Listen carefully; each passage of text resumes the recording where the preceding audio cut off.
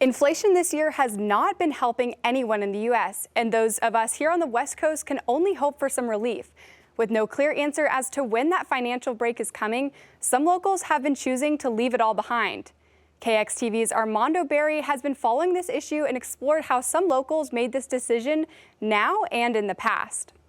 Yeah, Malia, California has been infamous for its higher cost of living for years, but with recent inflation, prices are pushing people to find new solutions. One of those follows a path that some Californians have been following for quite a while now, making the move to the Lone Star State.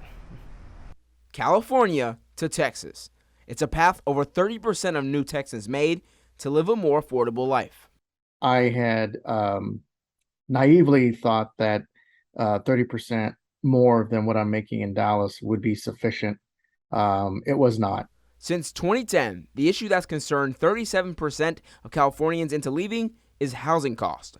One of those past movers, Salesforce Senior Manager Daniel Carden, found relief in 2015 with the Texas housing market that is only around half the median price of a California home. Moving back to Texas allowed me to A, get a house, and B, gave me a 4 or 5 year jump to make sure my kids were going to be able to go to college. Over 7 years later, current Irvine natives Gary and Alyssa Masumoto are considering leaving the state due to another major reason California migrants move: taxes. California, as you know, is a state that has one of the highest tax rates in the nation.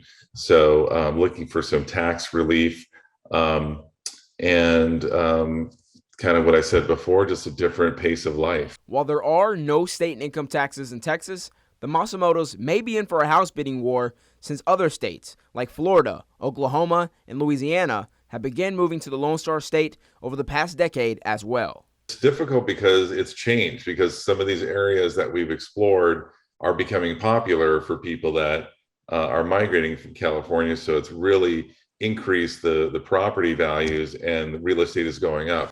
Texas housing prices have increased around 19% over the 4 major metro areas in 2022, which makes potential buyers in the middle of a 40-year high inflation period have to consider if they will follow where so many have already. With current inflation across the country, does it make it harder for Californians to make this move, even if it would save them money in the long run?